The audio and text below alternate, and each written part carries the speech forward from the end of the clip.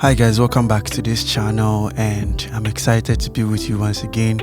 Today I'm going to teach you how to make music in Studio One or start music production in Studio One. It's been a long time since I made some content, and I'm back with more exclusive content. And so every Saturday and every Tuesday I'm going to drop some content on this channel, so stay tuned so that you can get all the updates that I'm going to be bringing. Today I'm going to teach you how to start production in Studio One, and in this series I'm going to teach you everything you need to know to get you started in Studio One.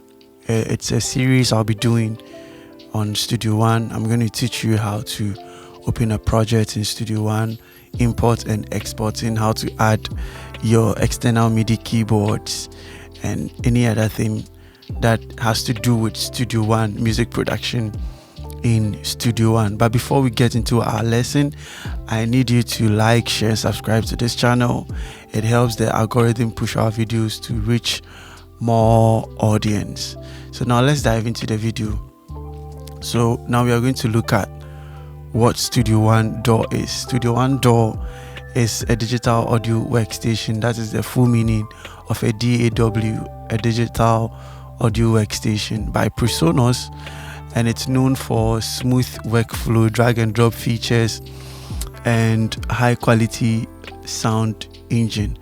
So it's great for recording, mixing, editing, mastering, and it's an ideal, kind of tool for beginners and also advanced producers. So now let's look at what you need to get you started with music production in Studio One.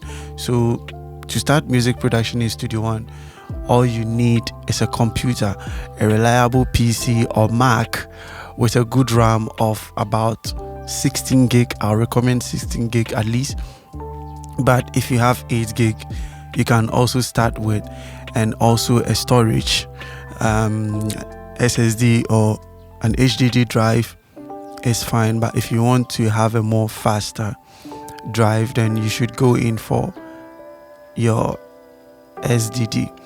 And also the next thing you need is the Studio One software in itself. So Studio One has a lot of packages. They have the Studio One Artist, they have the Prime, and they have the Professional, depending on your need. But if you are starting out, maybe you can get a Prime or you can get the Artist, and as you move forward you get the Professional or the Pro version of Studio One. And also the next thing you need is an audio interface. You need an audio interface to connect all your microphones and instruments. And some examples of audio interfaces are, we have the Focusrite Scarlett 2i2, we have the Presonus Audio Box or Presonus Quantum, we have the SSL 2 and the SSL 2 Plus, we have Apollo Twin. We have different kinds of audio interfaces on the market that you can get you started with music production in Studio One. And also you need a MIDI keyboard or controller for playing and also programming your instrument. You need that also. And so if you would have to use a MIDI keyboard, then you should get a MIDI controller for that. But if you don't have to use it, then it's fine. You can still make music without using a MIDI keyboard. Also, what you need, the next thing you need is a pair of studio headphones and monitors. So you need headphones for monitoring and mixing and also editing. If you are on a budget, then I would recommend that you get a pair of headphones, a budget headphones.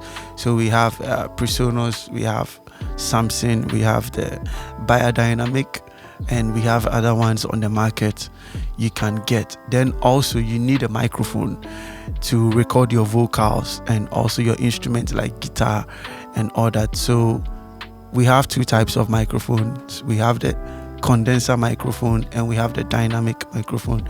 Depending on what you want to use it for, you try to get one of those, whether the condenser mic or the dynamic microphone. So some examples of microphones you can get the Shure SM7B, you can get the SM58. That's what I'm using right now to record this, to record my voice.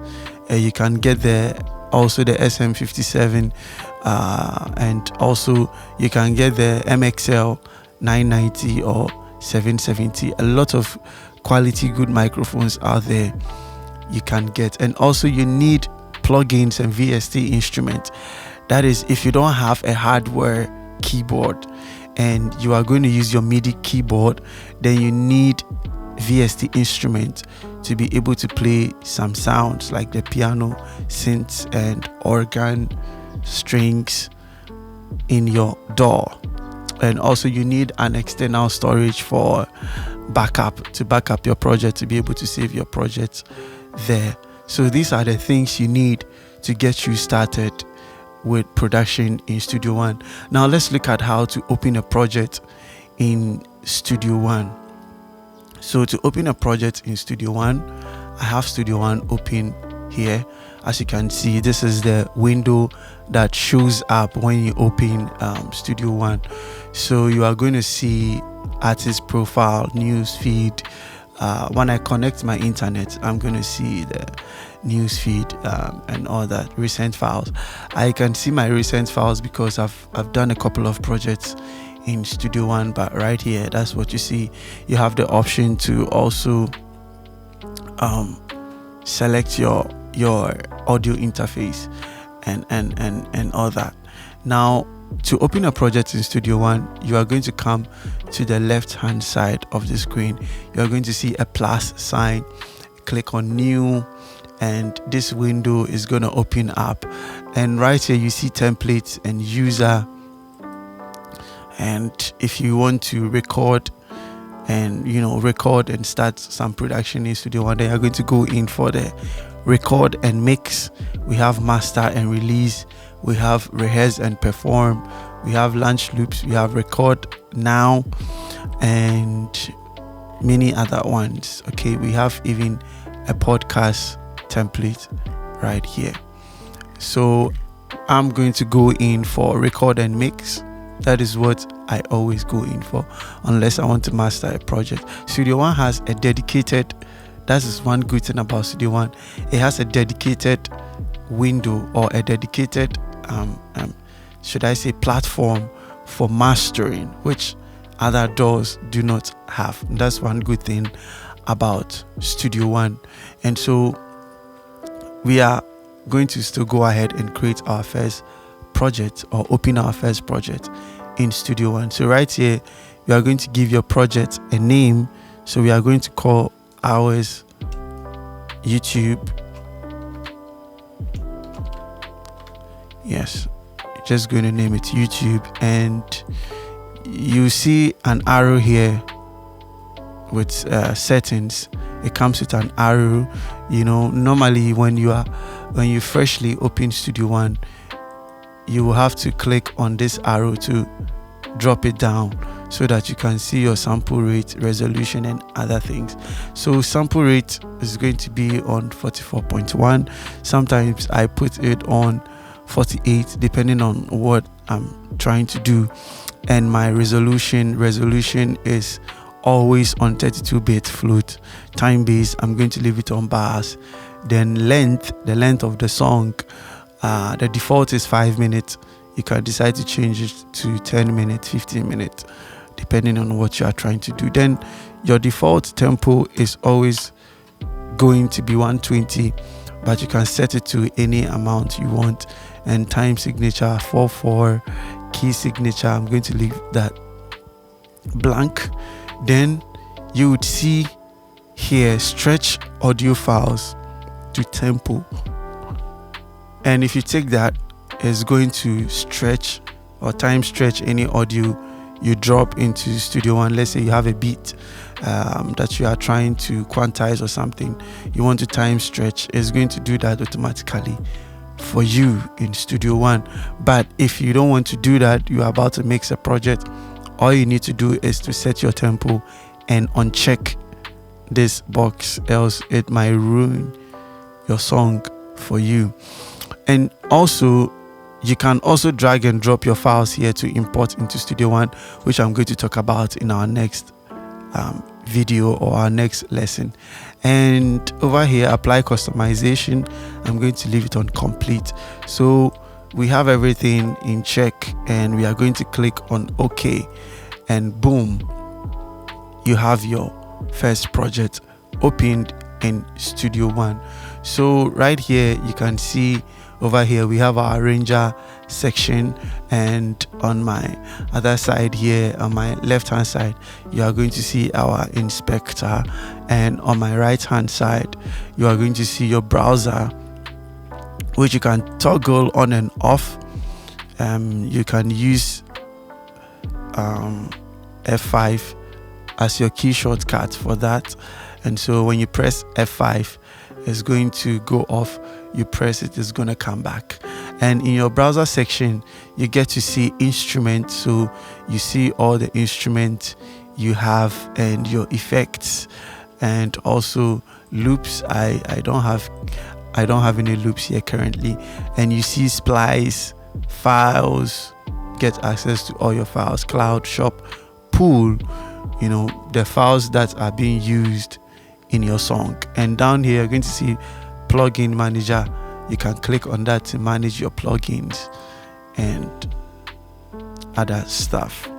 Then on the other side of where you find your browser, you're going to see mix, which you can just click on that, or just use F3 as a key shortcut on your keyboard to be able to open your mixer session in Studio One. And also, if you want to edit, you want to see the edit window, you just have to use F2. Right now I don't have anything I'm editing in Studio One, so it's blank. That is why you see no track selected, and so it's going to be blank. And over here, down here, you are going to see your transport window, where you see your pause, play, record, loop marker, or loop marker. You can try to activate your loop markers and all that, and audio performance, how your audio is doing over here. And so that's some of the things you need to know when you open Studio One. And on top here, you are going to see your edit tools. You're going to see your split tool, your eraser, you're going to see your pencil tool, your mute, and other things you can use to edit audio in Studio One. And you're going to see your quantize, which is Q right here. You see your quantize and your parameters and a whole lot of fun stuff. So Studio One has a very beginner friendly interface. To me, it has a very beginner friendly interface that is going to get you started with music right on the spot. You don't have to figure out a whole lot of stuff. And it has this drag and drop you can do. You just drag and drop your files into Studio One. You don't have to use a long process to get your files into Studio One. So this is the first part of this series. I've taken you through the things you need to get started with music production in Studio One, and also how to open a project in Studio One. In our next video, I'm going to teach you how to import audio and export audio out of Studio One. I hope you liked this video. If you do, I need you to like, share, and subscribe to this channel. And also let me know in the comment section if you need me to talk about anything related to music production or this series. Thank you so much, and see you in the next video.